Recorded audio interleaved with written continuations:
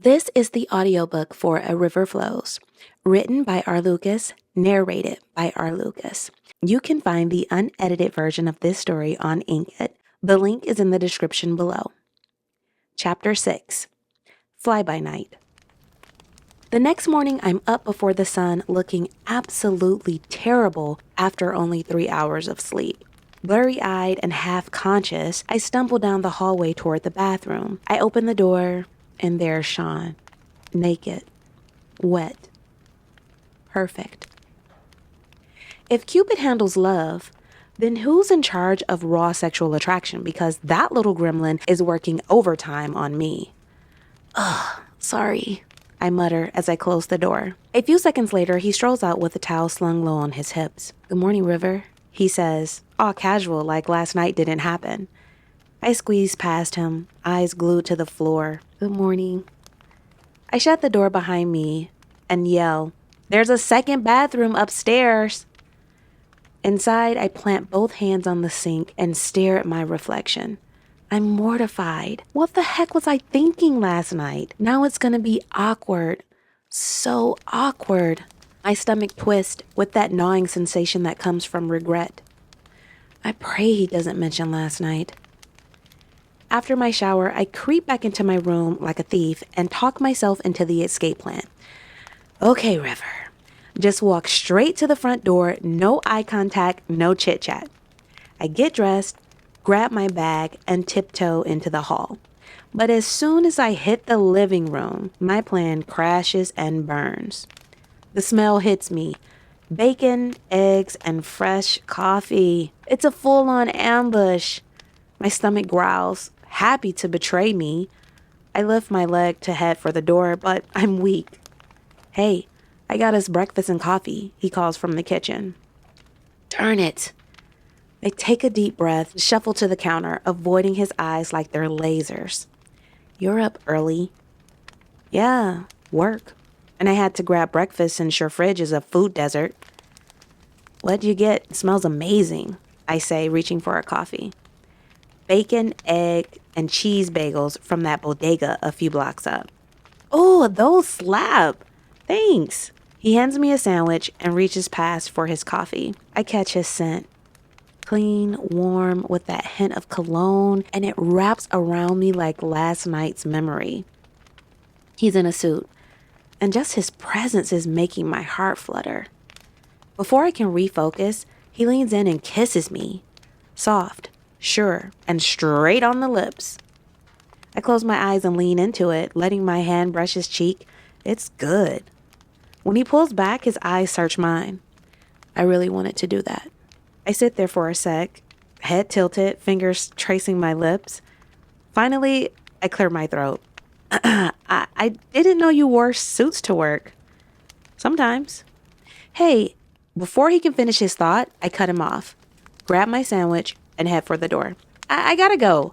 Thanks for breakfast. When I glance back, he's leaning against the counter, biting his lips, checking me out like I'm dessert. "You look good, Rivy."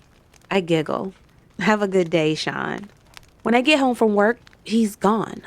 I call him, figuring he just ran out for food or something. He answers all chipper like everything's okay. "Hey, Riv, thanks for letting me crash on your couch."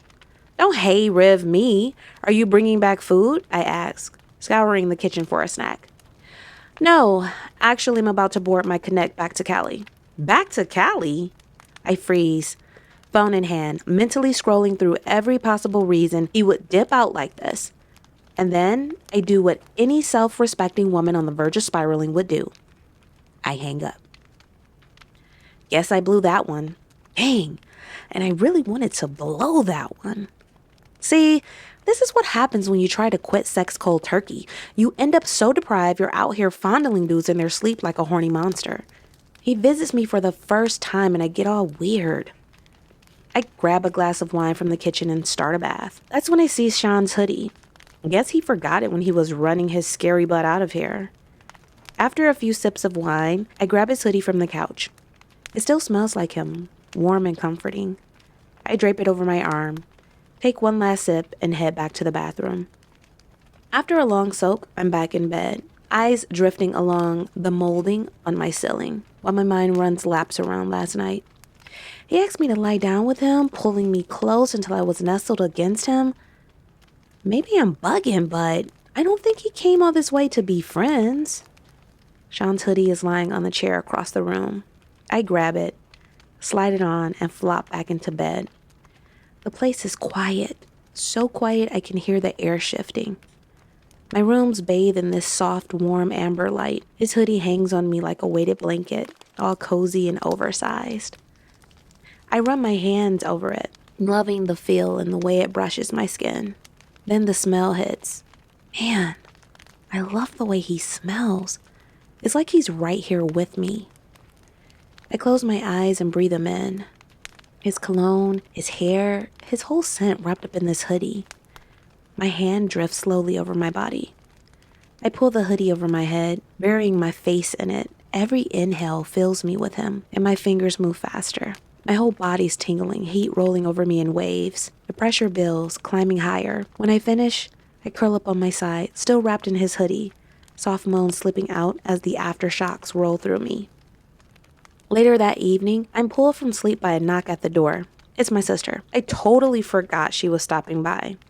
Still in his hoodie, I slip on a pair of sleep shorts and go answer it. She steps in, immediately scanning the room. All right, where's Man Bun? He's gone. Flew back to Cali today. She pouts. Oh, Butterbean, did he fly across the country just for a nut? No, nothing like that. I don't know why he came, honestly. But I liked having him here. She smirks, nodding. Yeah, that's usually how nuts happen. Good ones anyway. No rain. We crash on the couch, me curled up in his hoodie, her hugging a throw pillow. Sheesh. She sniffs the pillow. Is that his cologne I'm smelling? He smells good. I rub my forehead. Yeah, he does. Smells good, dresses well, got a dope personality, so you say. So what's the catch? Is he gay? No, he's not gay. I haven't figured him out yet, though. Last night, he held me while we watched old movies. I smile, lost in the memory. Oh, snap, not the smile, she says, throwing on a fake Jamaican accent. He got your cheese and child. I look away and sigh. Well, he's not here now. So, I guess it's just a memory. We talk for a bit before she heads out.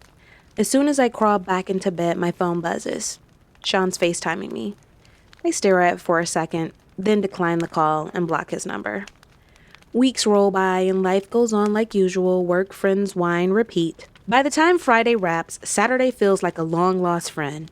I'm ready for a lazy weekend. No plans, no visitors, no makeup. I pour a mix of orange juice and coconut water, plop onto the couch, and dive into a good book. Sometime deep into the night, I wake up in a haze, eyes struggling to adjust to the dark. It's 2 a.m. I must have fallen asleep on the couch.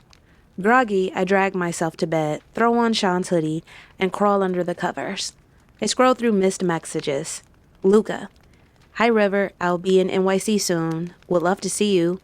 Luca. I'm here. I'll be around for a month. Can I see you? Now, I know Luca's trouble. He's out for one thing, and it ain't conversation. Still, I text him back. Me. Hey, yeah, let's get together. Shared location. Luca. Hey, you're still up? Me. Yeah. Luca. I'm glad you reached out. Have dinner with me tomorrow? Me. I'd like that. You'll pick me up? Luca. Of course. Can't wait to see you.